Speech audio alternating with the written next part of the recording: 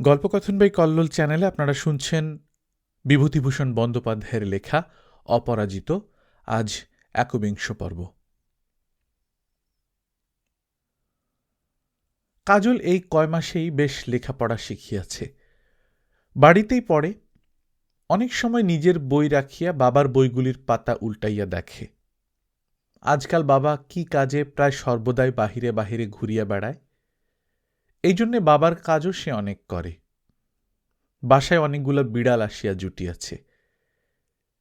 সে যখন প্রথমে আসিয়াছিল তখন ছিল একটা মাত্র বিড়াল, এখন জুটিয়াছে আরও গোটা ৩। কাজল খাইতে বসিলেই পাতের কাছে সবগুলা আসিয়া জোটে। তাহারা ভাত খায় না, খায় শুধু মাছ। কাজল প্রথমে ভাবে কাহাকেও সে এক টুকরাও দিবে না, করুক মিউ মিউ। কিন্তু একটু পরে একটা অল্প বয়সের বিড়ালের উপর বড় দয়া হয়। এক টুকরো তাহাকে দিতেই অন্য সবগুলো করুণ সুরে ডাকতে শুরু করে। কাজল ভাবে, আহা, ওরা কি বসে বসে দেখবে, দিই ওদের একটু একটু। একে ওকে দিতে কাজলের মাছ প্রায় সব ফুরাইয়া যায়। বাড়ুজ্যেদের ছেলে অনু একটা বিড়ালছানাকে রাস্তার উপর দিয়া যে ইঞ্জিন যায় ওরই তলায় ফেলিয়া দিয়াছিল। ভাগ্যে সেটা মরে নাই।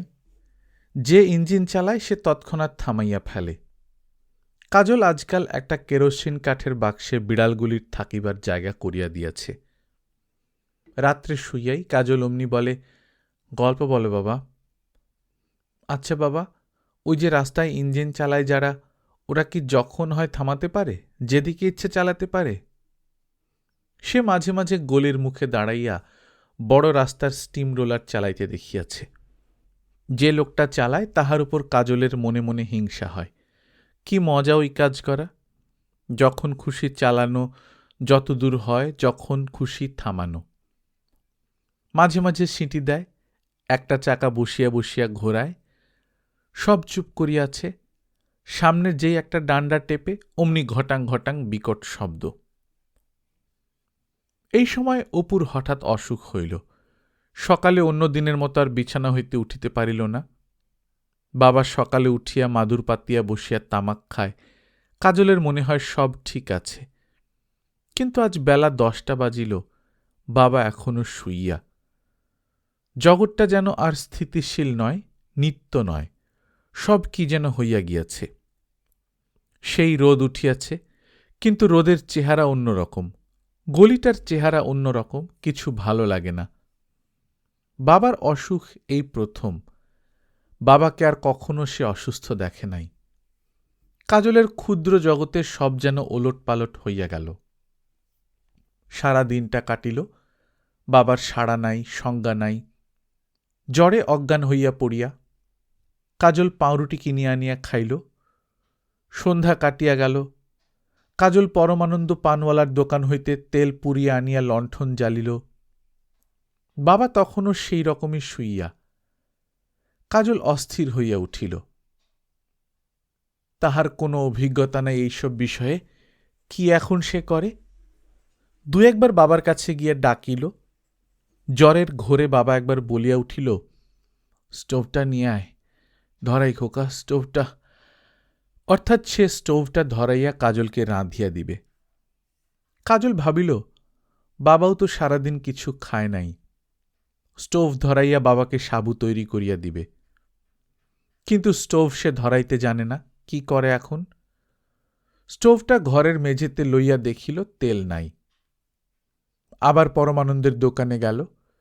পরমানন্দকে সব খুলিয়া বলিল। পাশেই একজন নতুন পাশ করা হোমিওপ্যাথিক ডাক্তারের ডিসপেন্সারি। ডাক্তারটা একেবারে নতুন, একা ডাক্তারখানায় বসিয়া কড়ি বর্গা গুনিতেছিলেন। তিনি তাহাদের সঙ্গে বাসায় আসিলেন। অপুকে ডাকিয়া হাত ও বুক দেখিলেন। কাজলকে ঔষধ লইবার জন্যে ডাক্তারখানায় আসিতে বলিলেন।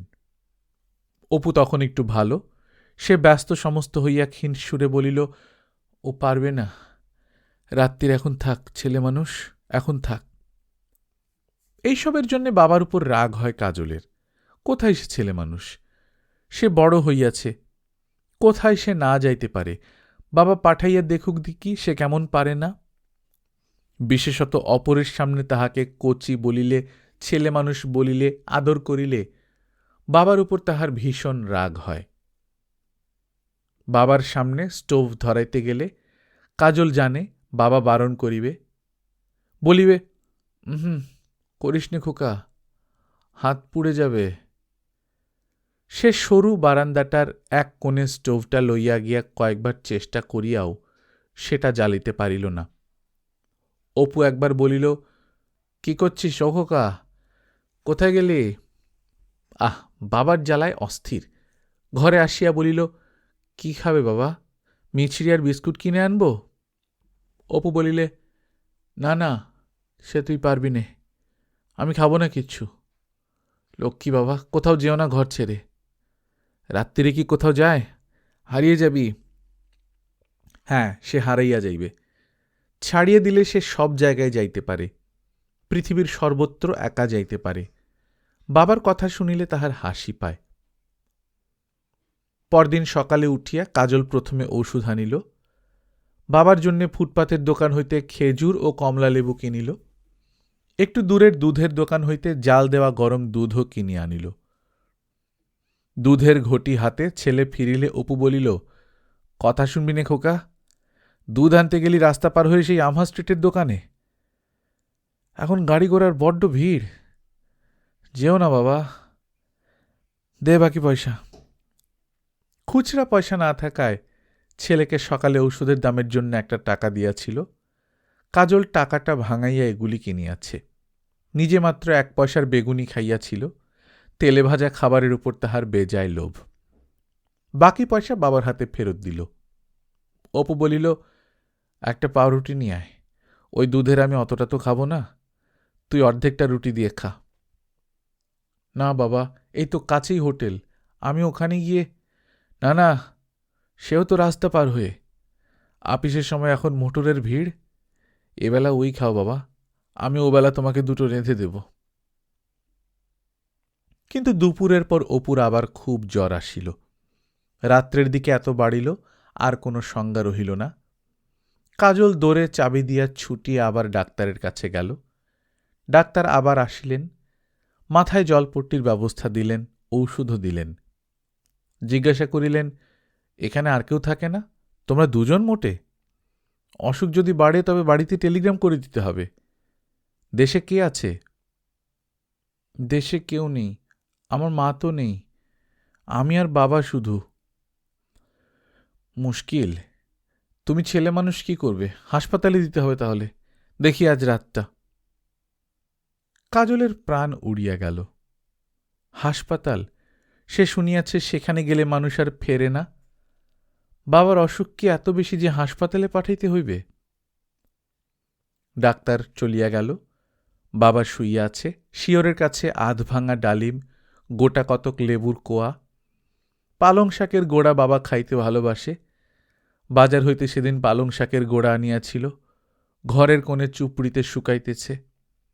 বাবা যদি আর না ওঠে, না রাধে। কাজলের গলায় কিসের একটা ডেলা ঠেলিয়া উঠিল, চোখ ফাটিয়া জল আসিল। ছোট বারান্দাটার এক কোণে গিয়া সে আকুল হইয়া নিঃশব্দে কাঁদিতে লাগিল। ভগবান, বাবাকে সারাইয়া তোলো।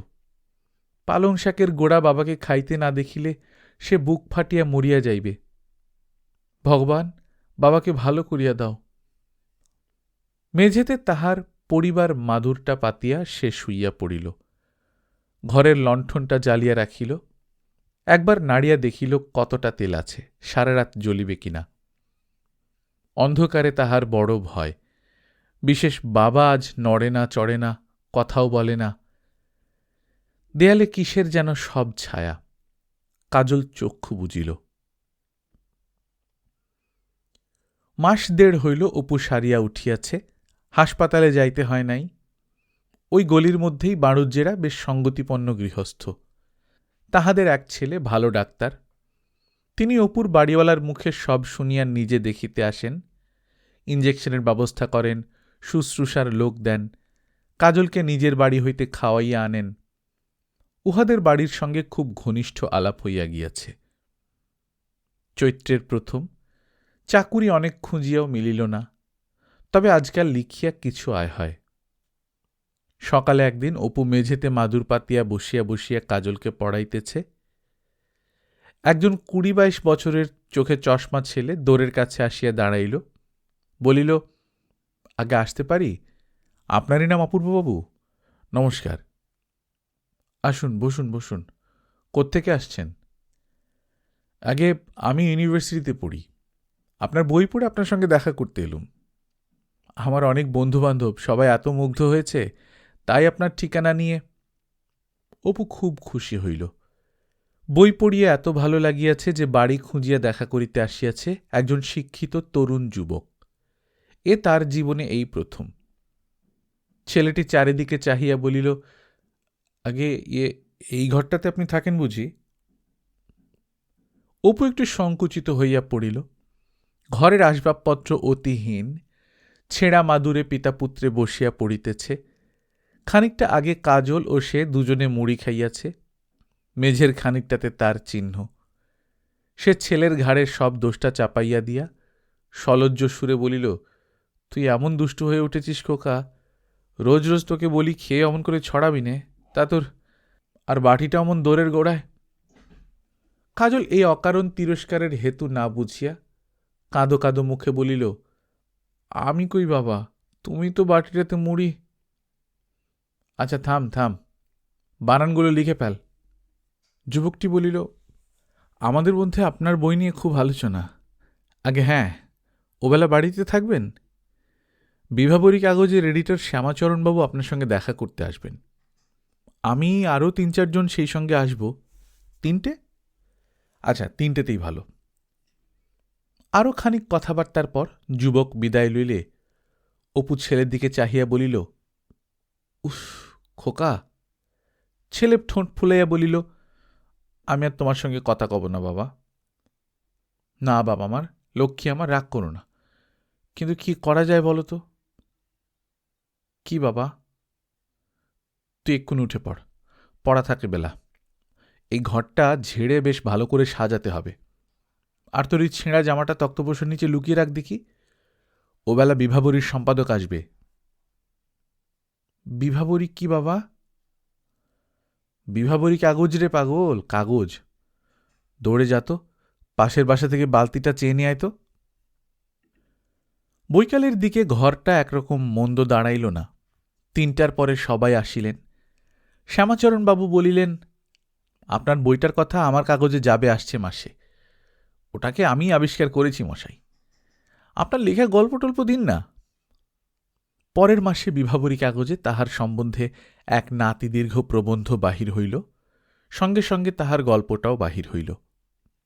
শ্যামাচরণবাবু ভদ্রতা করিয়া ২৫টা টাকা গল্পের মূল্যস্বরূপ লোক মারফত পাঠাইয়া দিয়া আরও একটা গল্প চাহিয়া পাঠাইলেন। অপু ছেলেকে প্রবন্ধটি পড়িতে দিয়া নিজের চোখ বুজিয়া বিছানায় শুইয়া শুনিতে লাগিল। কাজল খানিকটা পড়িয়া বলিল, বাবা, এতে তোমার নাম লিখেছে যে? অপু হাসিয়া বলিল, দেখেছিস কোকা, লোকে কত ভালো বলছে আমাকে। তোকেও একদিন ওই রকম বলবে। পড়াশুনো করবি ভালো করে, বুঝলি? দোকানে গিয়া শুনিল, বিভাবরীতে প্রবন্ধ বাহির হইবার পর খুব বই কাটিতেছে। তাহা ছাড়া ৩ বিভিন্ন স্থান হইতে ৩খানি পত্র আসিয়াছে, বইখানার অজস্র প্রশংসা। একদিন কাজল বসিয়া পড়িতেছে, সে ঘরে ঢুকিয়া হাত দুখানা পেছনের দিকে লুকাইয়া বলিল, খোকা, বলতো হাতে কি? কথাটা বলিয়াই মনে পড়িয়া গেল শৈশবে একদিন তাহার বাবা, সেও এমনি বৈকাল বেলাটাই, তাহার বাবা এইভাবেই ঠিক এই কথা বলিয়াই খবরের কাগজের মোড়কটা তাহার হাতে দিয়াছিল। জীবনের চক্র ঘুরিয়া ঘুরিয়া কি অদ্ভুতভাবে আবর্তিত হইতেছে চিরযুগ ধরিয়া। কাজল ছুটিয়া গিয়া বলিল, কি বাবা দেখি? পরে বাবার হাত হইতে জিনিসটা লইয়া দেখিয়া বিস্মিত ও পুলকিত হইয়া উঠিল। অজস্র ছবিওয়ালা আরব্য উপন্যাস। দাদামশাইয়ের বইয়ে তো এত রঙিন ছবি ছিল না। নাকের কাছে ধরিয়া দেখিল, কিন্তু তেমন পুরনো গন্ধ নাই, সেই এক অভাব। অনেকদিন পরে হাতে পয়সা হওয়াতে সে নিজের জন্যও একরাশ বই ও ইংরেজি ম্যাগাজিন কিনিয়া আনিয়াছে। পরদিন সে বৈকালে তাহার এক সাহেব বন্ধুর নিকট হইতে একখানি চিঠি পাইয়া গ্রেট ইস্টার্ন হোটেলে তাহার সঙ্গে দেখা করিতে গেল। সাহেবের বাড়ি কানাডায়, 40-42 বয়স, নাম অ্যাশবার্টন। হিমালয়ের জঙ্গলে গাছপালা খুঁজিতে আসিয়াছে, ছবিও আঁকে। ভারতবর্ষে এই 2 বার আসিল। স্টেটসম্যানে তাহার লেখা হিমালয়ের উচ্ছ্বসিত বর্ণনা পড়িয়া অপু হোটেলে গিয়া মাস 2 পূর্বে লোকটির সঙ্গে আলাপ করে। এই 2 মাসের মধ্যে দুজনের বন্ধুত্ব খুব জমিয়া উঠিয়াছে। সাহেব তাহার জন্য অপেক্ষা করিতেছিল। ফ্লানেলের ঢিলা স্যুট পরা, মুখে পাইপ, খুব দীর্ঘাকার, সুশ্রী মুখ, নীল চোখ, কপালের উপরের দিকের চুল খানিকটা উঠিয়া গিয়াছে। অপুকে দেখিয়া হাসি মুখে আগাইয়া আসিল, বলিল, দেখো, কাল একটা অদ্ভুত ব্যাপার ঘটেছিল, ওরকম কোনোদিন হয়নি। কাল একজন বন্ধুর সঙ্গে মোটরে কলকাতার বাইরে বেড়াতে গিয়েছিলাম। একটা জায়গায় গিয়ে বসেছি, কাছে একটা পুকুর, ওপার একটা মন্দির, একসার বাঁশ গাছ আর একটা তাল গাছ। এমন সময় চাঁদ উঠল। আলো আর ছায়ার কি খেলা! দেখে আর চোখ ফেরাতে পারিনি। মনে হল, ah, this is the east, the eternal east. অমন দেখিনি কখনো। অপু হাসিয়া বলিল, and pray who is the sun? Ashburton হো হো করিয়া হাসিয়া বলিল, না, শোনো, আমি কাশী যাচ্ছি, তোমাকে না নিয়ে আমি কিন্তু যাব না। আসছে হপ্তাতেই যাওয়া যাক, চলো। কাশী? সেখানে সে কেমন করিয়া যাইবে? কাশীর মাটিতে সে পা দিতে পারিবে না। শত সহস্র স্মৃতি জড়ানো কাশী, জীবনের ভাণ্ডারের অক্ষয় সঞ্চয়, ও কি যখন তখন গিয়া নষ্ট করা যায়? সেবার পশ্চিম যাইবার সময় মোগল সরাই দিয়া গেল, কিন্তু কাশী যাইবার অত ইচ্ছা সত্ত্বেও যাইতে পারিল না। কেন? কেন তাহা অপরকে সে কি করিয়া বোঝায়? বন্ধু বলিল, তুমি জাভায় এসো না আমার সঙ্গে, বড়বুদুরের স্কেচ আঁকব। তাছাড়া মাউন্ট শ্যালকের বনে যাব। ওয়েস্ট জাভাতে বৃষ্টি কম হয় বলে ট্রপিক্যাল ফরেস্ট তত জমকালো নয়, কিন্তু ইস্ট জাভার বন দেখলে তুমি মুগ্ধ হবে। তুমি তো বন ভালোবাসো, এসো না। বন্ধুর কাছে লীলাদের বাড়ি অনেক দিন আগে দেখা বিয়াত্রিচ দান্তের সেই ছবিটা। অপু বলিল, বতিচেলির না? না, আগে বলতো লিওনার্ডোর, আজকাল ঠিক হয়েছে আম্ব্রেজো ডা প্রেডিসের। বতিচেলির কে বলল? লীলা বলিয়াছিল। বেচারি লীলা। সপ্তাহের শেষে কিন্তু বন্ধুটির আগ্রহ ও অনুরোধ এড়াইতে না পারিয়া তাহাকে কাশী রওনা হইতে লাগিল। কাশীতে পরদিন বেলা 12টার সময় পৌঁছিয়া বন্ধুকে ক্যান্টনমেন্টের এক সাহেবী হোটেলে তুলিয়া দিল। ও নিজে এক্কা করিয়া শহরে ঢুকিয়া গোধুলিয়ার মোড়ের কাছে পার্বতী আশ্রমে আসিয়া উঠিল। গোধুলিয়ার মোড় হইতে একটু দূরে সেই বালিকা বিদ্যালয়টা আজও আছে। ইহারই একটু দূরে তাহাদের সেই স্কুলটা। কোথায়? একটা গলির মধ্যে ঢুকিল। এখানেই কোথায় যেন ছিল। একটা বাড়ি সে চিনিল। তাহার এক সহপাঠী এই বাড়িতে থাকিত।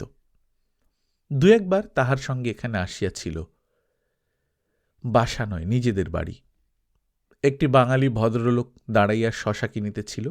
সে জিজ্ঞাসা করিল, এই বাড়িতে প্রসন্ন বলে একটা ছেলে আছে, জানেন? ভদ্রলোক বিস্ময়ের সুরে বলিল, প্রসন্ন ছেলে?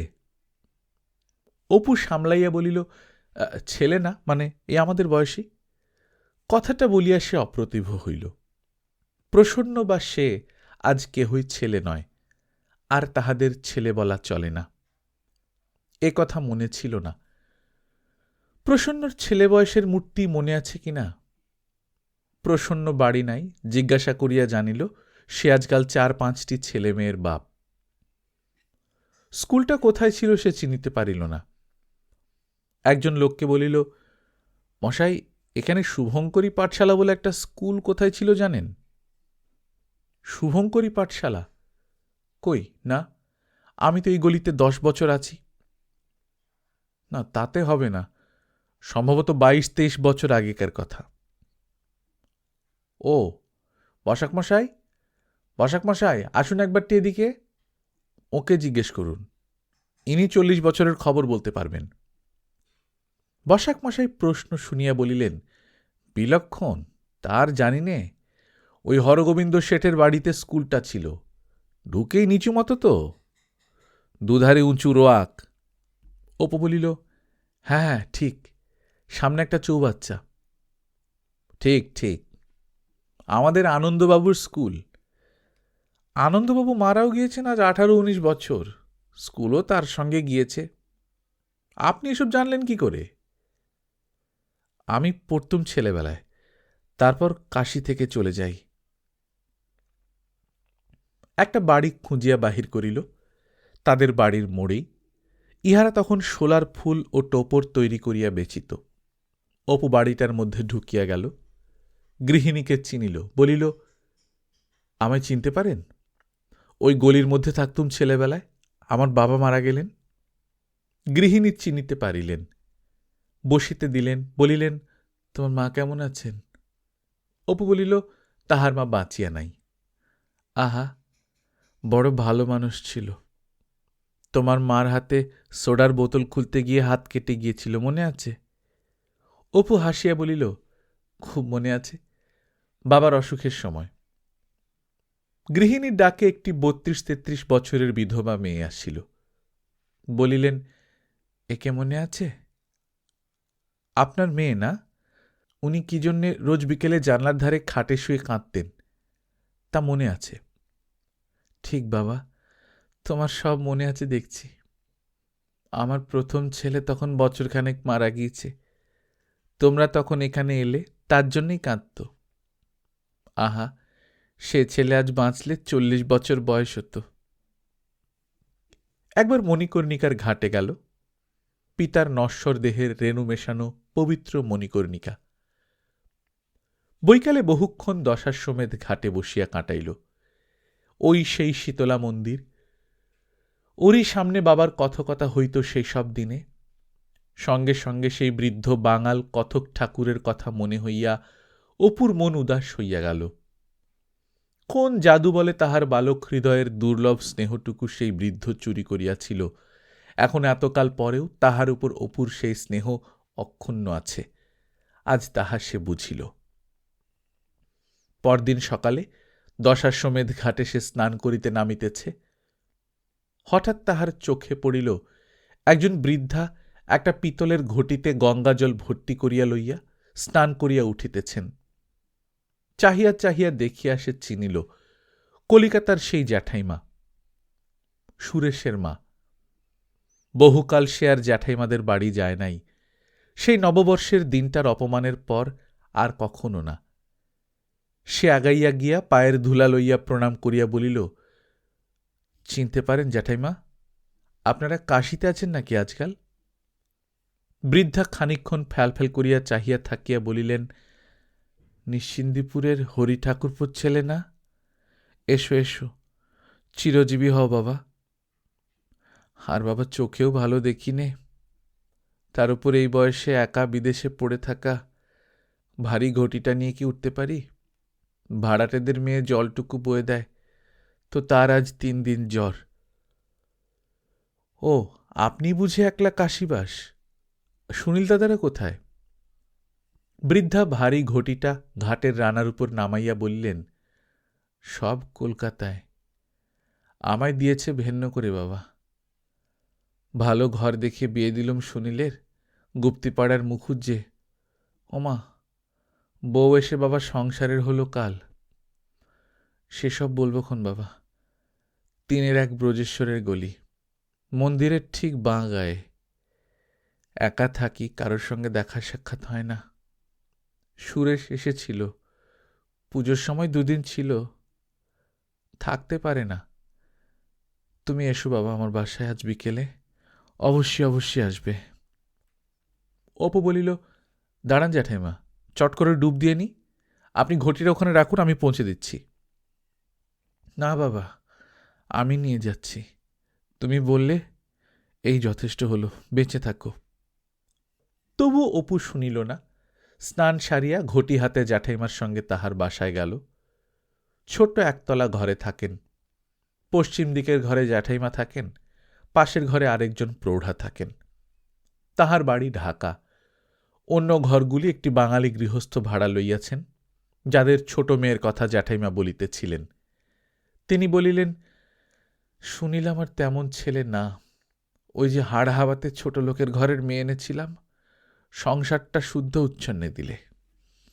কি থেকে শুরু হলো শোনো। ও বছর শেষ মাসে নবান্ন করেছি, ঠাকুর ঘরের বার কষে নবান্ন মেখে ঠাকুরদের নিবেদন করে রেখে দিয়েছি। তুই নাতিকে ডাকছি, ভাবলাম ওদের একটু একটু নবান্ন মুখে দিই। ওটা এমন বদমাইশ, ছেলেদের আমার ঘরে আসতে দিলে না। শিখিয়ে দিয়েছে ও ঘরে যাসনি, নবান্নর চাল খেলে নাকি ওদের পেট কামড়াবে। তাই আমি বলি হ্যাঁ গা বৌমা, আমি কি ওদের নতুন চাল খাইয়ে মেরে ফেলবার মতলব করছি? তা শুনিয়ে শুনিয়ে বলছে, সেকেলে লোক ছেলে পেলে মানুষ করার কি বোঝে, আমার ছেলে আমি যা ভালো বুঝবো করব, উনি যেন তার উপর কথা কইতে না আসেন। এইসব নিয়ে ঝগড়া শুরু। তারপর দেখি ছেলেও বৌমার হয়ে কথা বলে। তখন আমি বললাম, আমাকে কাশি পাঠিয়ে দাও, আমি আর তোমাদের সংসারে থাকব না। বউ রাত্রে কি মন্তর দিয়েছে কানে, ছেলে দেখি তাতেই রাজি। তাহলে বোঝো বাবা, এত করে মানুষ করে শেষে কিনা আমার কপালে। জ্যাঠাইমার দুই চোখ দিয়ে টপ টপ করিয়া জল পড়িতে লাগিল। অপু জিজ্ঞাসা করিল, কেন, সুরেশদা কিছু বললেন না? আহা, সে আগেই বলিনি। সে শ্বশুরবাড়ির বিষয় পেয়ে সেখানেই বাস করছে, সে রাজশাহী না দিনাজপুর। সে একখানা পত্তর দিয়েও খোঁজ করে না মা আছে কি মূলো, তবে আর তোমায় বলছে কি? সুরেশ কলকাতায় থাকলে কি আর কথা ছিল বাবা? অপুকে খাইতে দিয়ে গল্প করিতে করিতে তিনি বললেন, ও ভুলে গিয়েছি তোমাকে বলতে, আমাদের নিশ্চিন্দপুরের ভুবন মুখুজ্জের মেয়ে লীলা যে কাশিতে আছে জানো না? অপু বিস্ময়ের সুরে বলিল, লীলাদি নিশ্চিন্দপুরের, কাশিতে কেন? জ্যাঠাইমা বলিলেন, ওর ভাসুর কি চাকরি করে এখানে, বড় কষ্ট মেয়েটার। স্বামী তো আজ 6-7 বছর পক্ষাঘাতে পঙ্গু, বড় ছেলেটা কাজ না পেয়ে বসে আছে, আরও 4-5টি ছেলে মেয়েও সব শুদ্ধ। ভাসুরের সংসারে ঘাড় গুজে থাকে। যাও না, দেখা করে এসো আজ বিকেলে, কালীতলার গলিতে ঢুকেই বাঁদিকের বাড়িটা। বাল্যজীবনের সেই রানুদির বোন লীলাদি, নিশ্চিন্দিপুরের মেয়ে। বৈকাল হইতে অপুর দেরি সইল না। জ্যাঠাইমার বাড়ি হইতে বাহির হইয়াই সে কালীতলার গলি খুঁজিয়া বাহির করিল। সরু ধরনের তেতলা বাড়িটা, সিঁড়ি যেমন সংকীর্ণ তেমনি অন্ধকার। এত অন্ধকার যে পকেট হইতে দেশলাইয়ের কাঠি বাহির করিয়া না জ্বালাইয়া সে এই বেলা 2টার সময়ও পথ খুঁজিয়া পাইতেছিল না। একটা ছোট দুয়ার পার হইয়া সরু একটা দালান। একটি 10-12 বছরের ছেলের প্রশ্নের উত্তরে সে বলিল, এখানে কি নিশ্চিন্দপুরে লীলাদি আছেন? আমি তার সঙ্গে দেখা করতে এসেছি, বলো গিয়ে। অপুর কথা শেষ না হইতেই পাশের ঘর হইতে নারী কণ্ঠের প্রশ্ন শোনা গেল, কে রে খোকা? সঙ্গে সঙ্গে একটি পাতলা গড়নের গৌরবর্ণ মহিলা দরজার চৌকাঠে আসিয়া দাঁড়াইলেন। পরনে আধময়লা শাড়ি, হাতের শাঁখা, বয়স বছর 37, মাথায় একরাশ কালো চুল। অপু চিনিল, কাছে গিয়া পায়ের ধুলা লইয়া প্রণাম করিয়া হাসি মুখে বলিল, চিনতে পারো লীলাদি? পরে তাহার মুখের দিকে বিস্মিত দৃষ্টিতে চাহিয়া আছে দেখিয়া এবং চিনিতে পারে নাই দেখিয়া বলিল, আমার নাম অপু, বাড়ির নিশ্চিন্দিপুর ছিল আগে। লীলা তাড়াতাড়ি আনন্দের সুরে বলিয়া উঠিল, ও অপু, হরিকাকার ছেলে, এসো এসো ভাই, এসো। পরে সে অপুর চিবুক স্পর্শ করিয়া আদর করিল এবং কি বলিতে গিয়া ঝরঝর করিয়া কাঁদিয়া ফেলিল। অদ্ভুত মুহূর্ত, এমন সব অপূর্ব সুপবিত্র মুহূর্ত জীবনে আসে। লীলাদির ঘনিষ্ঠ আদরটুকু অপুর সারা শরীরে একটা স্নিগ্ধ আনন্দের শিহরণ আনিল। গ্রামের মেয়ে তাহাকে ছোট দেখিয়াছে, সে ছাড়া এত আপনার জনের মতো অন্তরঙ্গতা কে দেখাইতে পারে? লীলাদি ছিল তাহাদের ধনী প্রতিবেশী ভুবন মুখুজ্জের মেয়ে। বয়সে তাহার অপেক্ষা অনেক বড়। অল্প বয়সে বিবাহ হইয়াছিল, তারপরেই শ্বশুরবাড়ি চলিয়া আসিয়াছিল ও সেইখানেই থাকিত। শৈশবে অল্পদিন মাত্র উভয়ের সাক্ষাৎ, কিন্তু আজ অপুর মনে হইল লীলাদির মতো আপনার জন সারা কাশীতে আর কেহ নাই। শৈশব স্বপ্নের সেই নিশ্চিন্দিপুর, তারই জলে বাতাসে দুজনের দেহ পুষ্ট ও বর্ধিত হইয়াছে এতদিন। তারপর লীলা অপুর জন্যে আসন পাতিয়া আনিয়া দিল, দালানি পাতিল। ঘরদোর বেশি নাই, বিশেষ করিয়া পরের সংসার, নিজের নহে। সে নিজে কাছে বসিল, কত খোঁজ খবর লইল। অপুর বারণ সত্ত্বেও ছেলেকে দিয়া জলখাবার আনাইল, চা করিয়া দিল। তারপর লীলা নিজের অনেক কথা বলিল। বড় ছেলেটি 14 বছরের হইয়া মারা গিয়াছে, তাহার উপর সংসারের এই দুর্দশা। উনি পক্ষাঘাতে পঙ্গু, ভাসুরের সংসারে চোর হইয়া থাকা। ভাসুর লোক মন্দ নন, কিন্তু বড় যা, পায়ে কোটি কোটি দণ্ডবৎ। দুর্দশার এক শেষ। সংসারের যত উচ্ছ কাজ সব তাহার ঘাড়ে। আপনজন কেহ কোথাও নাই।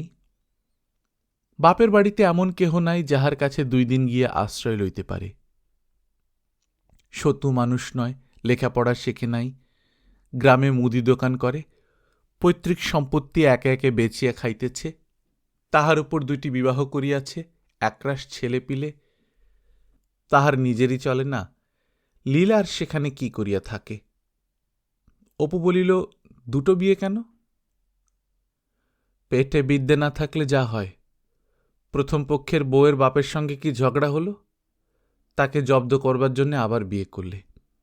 এখন নিজেই জব্দ হচ্ছেন। 2 বউ ঘাড়ে, তার উপর 2 বউয়ের ছেলে পিলে।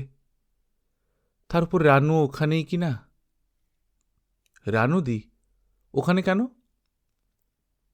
তারও কপাল ভালো নয়। আজ বছর 7-8 বিধবা হয়েছে, তার আর কোনো উপায় নেই, শত্রুর সংসারই আছে। শ্বশুরবাড়িতে এক দেওর আছে, মাঝে মাঝে নিয়ে যায়। বেশিরভাগ নিশ্চিন্দিপুরেই থাকে। অপু অনেকক্ষণ ধরিয়া রানুদির কথা জিজ্ঞাসা করিবে ভাবিতেছিল, কিন্তু কেন প্রশ্নটা করিতে পারে নাই সেই জানে। লীলার কথায় পরে অপু অন্যমনস্ক হইয়া গেল। হঠাৎ লীলা বলিল, দেখ ভাই অপু, নিশ্চিন্দিপুরে সেই বাঁশবাগানের ভিটে এত মিষ্টি লাগে, কি মধু যে মাখানো ছিল তাতে। ভেবে দেখ, মা নেই, বাবা নেই, কিছুই তো নেই, তবুও তার কথা ভাবি। সেই বাপের ভিটে আজ দেখিনি 11 বছর। সেবার সতুকে চিঠি লিখলাম, উত্তর দিলে এখানে কোথায় থাকবে, থাকবার ঘরদোর নেই, পূবের দালান ভেঙে পড়ে গিয়েছে, পশ্চিমের কুঠুরি 2টো নেই, ছেলেপিলে কোথায় থাকবে? এইসব একরাশ ওজোর। বলি থাক, তবে ভগবান যদি মুখ তুলে চান কোনোদিন দেখব, নয়তো বাবা বিশ্বনাথ তো চরণে রেখেইছেন। আবার লীলা ঝরঝর করিয়া কাঁদিয়া ফেলিল। অপু বলিল, ঠিক বলেছ লীলাদি, আমারও গায়ের কথা এত মনে পড়ে। সত্যি কি মধু মাখানো ছিল, তাই এখন ভাবি। লীলা বলিল, পদ্মপাতায় খাবার খাসনি কতদিন বল দেখি? এইসব দেশে শালপাতায় খাবার খেতে খেতে পদ্মপাতার কথা ভুলেই গিয়েছি না। আবার এক একদিন এক একটা দোকানে কাগজে খাবার দেয়। সেদিন আমার মেজ ছেলে এনেছে, আমি বলি, দূর দূর, ফেলে দিয়ায়, কাগজে আবার মিষ্টি খাবার কেউ দেয় আমাদের দেশে? অপুর সারা দেহ স্মৃতির পুলকে যেন অবশ হইয়া গেল। লীলাদি মেয়ে মানুষ কিনা, এত খুঁটিনাটি জিনিসও মনে রাখে। ঠিকই বটে, সেও পদ্মের পাতায় কতকাল খাবার খায় নাই, ভুলিয়াই গিয়াছিল কথাটা। তাহাদের দেশে বড় বড় বিল, পদ্মপাতার সস্তা, শালপাতার রেওয়াজ ছিল না। নিমন্ত্রণ বাড়িতেও পদ্মপাতাতে ব্রাহ্মণ ভোজন হইত। লীলাদির কথায় আজ আবার সব মনে পড়িয়া গেল। লীলা চোখ মুছিয়া জিজ্ঞাসা করিল, তুই কতদিন যাসনি সেখানে অপু? 23 বছর। কেন কেন? আমি না হই মেয়ে মানুষ, তুই তো ইচ্ছে করলে যেতে। তা নয় লীলাদি, প্রথমে ভাবতুম বড় হয়ে যখন রোজগার করব, মাকে নিয়ে আবার নিশ্চিন্দপুরের ভিটেতে গিয়ে বাস করব। মার বড় সাধ ছিল। মা মারা যাওয়ার পরেও ভেবেছিলাম, কিন্তু তারপরে স্ত্রী বিয়োগের কথাটা অপু বয়োজ্যেষ্ঠা লীলাদির নিকট প্রথমটা তুলিতে পারিল না।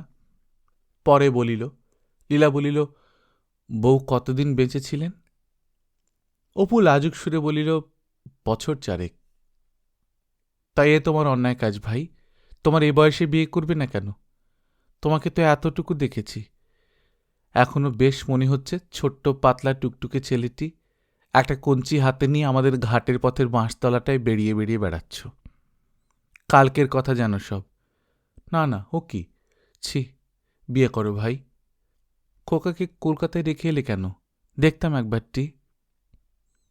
লীলাও উঠিতে দেয় না, অপুও উঠিতে চায় না। লীলার স্বামীর সঙ্গে আলাপ করিল, ছেলে মেয়েগুলিকে আদর করিল। উঠিবার সময় লীলা বলিল, কাল আসিস অপু, নেমন্তন্ন রইল, এখানে দুপুরে খাবি।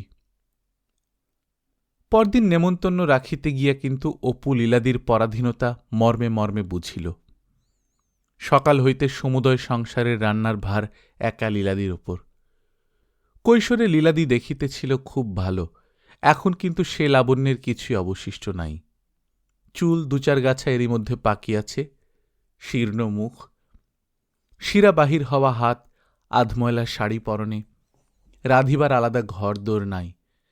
ছোট দালানের অর্ধেকটা দরমার বেড়া দিয়া ঘেরা, তারই ওধারে রান্না হয়। লীলাদি সমস্ত রান্না সারিয়া তার জন্য মাছের ডিমের বড়া ভাজিতে বসিল। একবার কড়াখানা উনুন হইতে নামায়, আবার তোলে, আবার নামায়, আবার ভাজে। আগুনের তাতে মুখ তার রাঙা দেখাইতেছিল। অপু ভাবিল, কেন এত কষ্ট করছে লীলাদি? আহা, রোজ রোজ ওর এই কষ্ট, তার উপর আমার জন্য আর কেন কষ্ট করা? বিদায় লইবার সময় লীলা বলিল, কিছুই করতে পারলাম না ভাই। এলি যদি এতকাল পরে, কি করি বল? পরের ঘরকন্যা, পরের সংসার, মাথা নিচু করে থাকা। উদয়াস্ত খাটুনিটা তো দেখলি, কি আর করি? তবু একটা ধরে আছি। মেয়েটা বড় হয়ে উঠল, বিয়ে তো দিতে হবে। ওই বটঠাকুর ছাড়া আর ভরসা নেই। সন্ধ্যাবেলাটা বেশ ভালো লাগে। দশাশ্বমেধ ঘাটে সন্ধ্যের সময় বেশ কথা হয়, পাঁচালি হয়, গান হয়, বেশ লাগে। দেখিস নি? আসিস না আজবেলা, বেশ জায়গা। আসিস, দেখিসক্ষণ। এসো এসো, কল্যাণ হোক। তারপর সে আবার কাঁদিয়া ফেলিল, বলিল, তোদের দেখলে যে কত কথা মনে পড়ে, কি সব দিন ছিল। এবার অপু অতি কষ্টে চোখের জল চাপিল। আর একটি কর্তব্য আছে তাহার কাশিতে, লীলার মায়ের সঙ্গে দেখা করা। বাঙালি টোলার নারদ ঘাটে তার নিজেদের বাড়ি আছে। খুঁজিয়া বাড়ি বাহির করিল। মেজ বৌরানী অপুকে দেখিয়া খুব আনন্দ প্রকাশ করিলেন, চোখের জল ফেলিলেন। কথাবার্তা চলিতেছে, এমন সময় ঘরে একটি ছোট মেয়ে ঢুকিল। বয়স 6-7 হইবে, ফ্রক পরা, কোঁকড়া কোঁকড়া চুল। অপু তাহাকে দেখিয়াই বুঝিতে পারিল লীলার মেয়ে। কি সুন্দর দেখিতে! এত সুন্দরও মানুষ হয়? স্নেহে স্মৃতিতে বেদনায় অপুর চোখে জল আসিল। সে ডাক দিল, শোনো খুকি, মা শোনো তো। খুকি হাসিয়া পলাইতেছিল। মেজ বৌরানী ডাকিয়া আনিয়া কাছে বসাইয়া দিলেন। সে তার দিদিমার কাছেই কাশিতে থাকে আজকাল। গত বৈশাখ মাসে তাহার বাবা মারা গিয়াছেন, লীলার মৃত্যুর পূর্বে। কিন্তু লীলাকে সে সংবাদ জানানো হয় নাই। দেখিতে অবিকল লীলা। এই বয়সে লীলা যা ছিল তাই। কেমন করিয়া অপুর মনে পড়িল শৈশবের একটি দিনে বর্ধমানে লীলাদের বাড়িতে সেই বিবাহ উপলক্ষে মেয়ে মজলিসের কথা। লীলা যেখানে হাসির কবিতা আবৃত্তি করিয়া সকলকে হাসাইয়াছিল, সেই লীলাকে সে প্রথম দেখে, এবং লীলা তখন দেখিতেছিল ঠিক অবিকল এই খুকির মতো। মেজ বৌরানী বলিলেন, মেয়ে তো ভালো, কিন্তু বাবা ওর কি আর বিয়ে দিতে পারব? ওর মার কথা যখন সকলে শুনবে, আর তা না জানে কে, ওর মেয়ের কি আর বিয়ে হবে বাবা? অপুর দুর্দমনীয় ইচ্ছা হইল একটি কথা বলিবার জন্যে, সেটা কিন্তু সে চাপিয়া রাখিল। মুখে বলিল, বিয়ের জন্য ভাবছেন কেন? লেখাপড়া শিখুক, বিয়ে নাইবা হল, তাতে কি? মনে ভাবিল, এখন সে কথা বলব না। খোকা যদি বাঁচে, মানুষ হয়ে ওঠে, তবে সে কথা তুলব। যাইবার সময় অপু লীলার মেয়েকে আবার কাছে ডাকিল। এবার খুকি তাহার কাছে ঘেঁষিয়া দাঁড়াইয়া ডাগর ডাগর উৎসুক চোখে তাহার মুখের দিকে চাহিয়া রহিল। সেদিনের বাকি সময়টুকু অপু বন্ধুর সঙ্গে সারনাথ দেখিয়া কাটাইল। সন্ধ্যার দিকে একবার কালীতলার গলিতে লীলাদির বাসায় বিদায় লইতে গেল। কাল সকালেই এখান হইতে রওনা হইবে। নিশ্চিন্দিপুরের মেয়ে, শৈশব দিনের এত সুন্দর আনন্দ মুহূর্তের সঙ্গে লীলাদির নাম জড়ানো, বারবার কথা কহিয়াও যেন তাহার তৃপ্তি হইতেছিল না। আসিবার সময় অপু মুগ্ধ হইল লীলাদির আন্তরিকতা দেখিয়া। তাহাকে আগাইয়া দিতে আসিয়া সে নিচে নামিয়া আসিল, আবার চিবুক ছুঁইয়া আদর করিল, চোখের জল ফেলিল, যেন মা কি মায়ের পেটের বড় বোন। কতগুলো কাঠের খেলনা হাতে দিয়া বলিল, খোকাকে দিস, তার জন্যে কাল কিনে এনেছি। অপু ভাবিল, কি চমৎকার মানুষ লীলাদি! আহা, পরের সংসারে কি কষ্টটাই না পাচ্ছে। মুখে কিছু বলল না। তোমায় আমি বাপের ভিটে দেখাবো লীলাদি, এই বছরের মধ্যেই। ট্রেনে উঠিয়া সারাপথ কত কি কথা তাহার মনে যাওয়া আসা করিতে লাগিল। রাজঘাটের স্টেশনে ট্রেনে উঠিল আজ কতকাল পরে। বাল্যকালে এই স্টেশনেই সে প্রথম জলের কল দেখে। কাশি নামিয়াই ছুটিয়া গিয়াছিল আগে জলের কলটার কাছে। চেঁচাইয়া বলিয়াছিল, দেখো দেখো মা, জলের কল। সেসব কি আজ? আজ কতদিন হইতে সে আরেকটি অদ্ভুত জিনিস নিজের মনের মধ্যে অনুভব করিতেছে। কি তীব্রভাবেই অনুভব করিতেছে। আগে তো সে এরকম ছিল না, অন্তত এইভাবে তো কখনো এর আগে। সেটা হইতেছে ছেলের জন্যে মন কেমন করা। কত কথাই মনে হইতেছে এই কয়দিনে।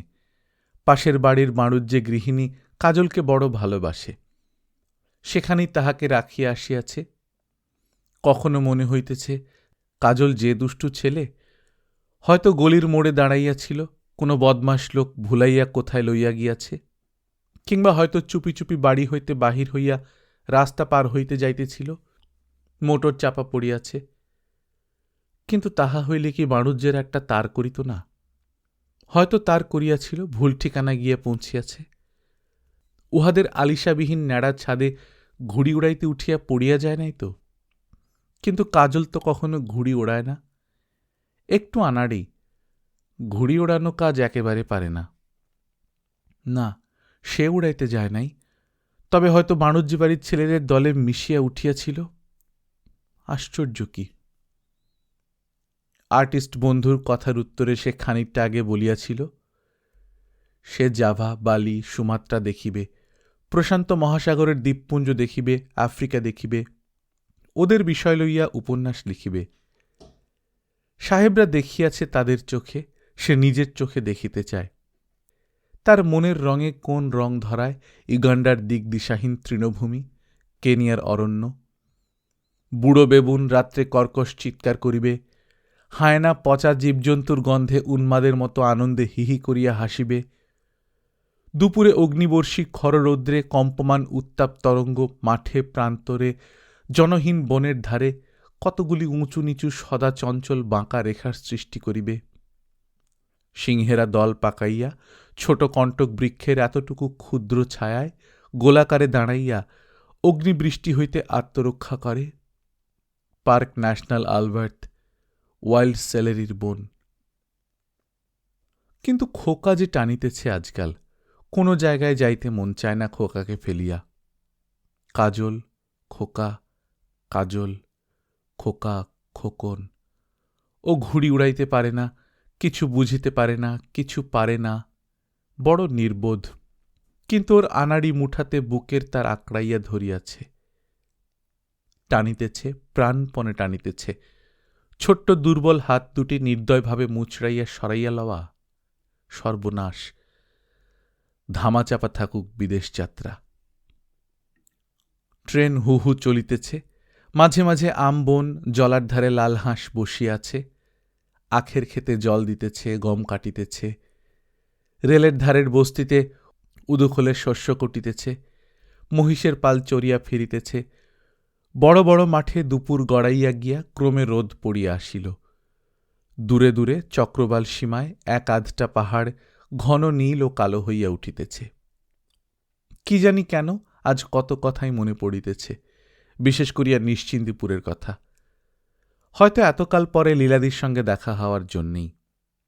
ঠিক তাই, বহু দূরে আরেকটি সম্পূর্ণ অন্য ধরনের জীবনধারা, বাঁশবনের আমবনের ছায়ায় পাখির কলকাকলির মধ্য দিয়া, জানা অজানা বনপুষ্পের সুবাসের মধ্য দিয়া সুখে দুঃখে বহুকাল আগে বহিত। এককালে যার সঙ্গে অতি ঘনিষ্ঠ যোগ ছিল তার, আজ তা স্বপ্ন, কতকাল আগে দেখা স্বপ্ন।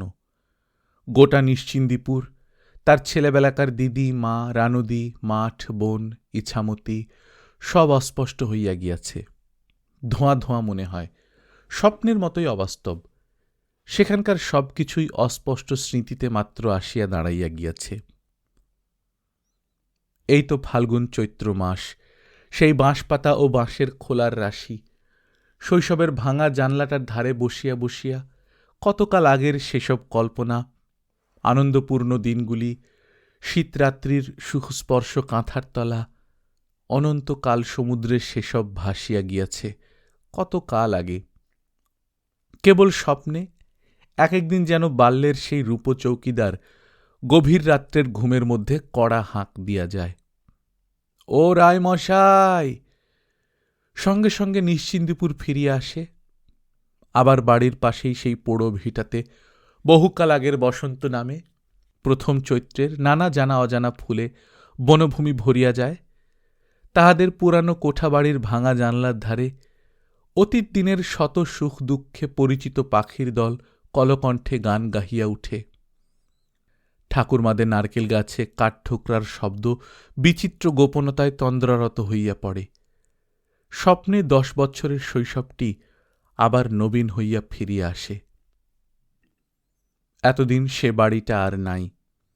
কতকাল আগে ভাঙিয়া চুরিয়া ইটকাঠ স্তূপাকার হইয়া আছে, তাহাও হয়তো মাটির তলায় চাপা পড়িতে চলিল।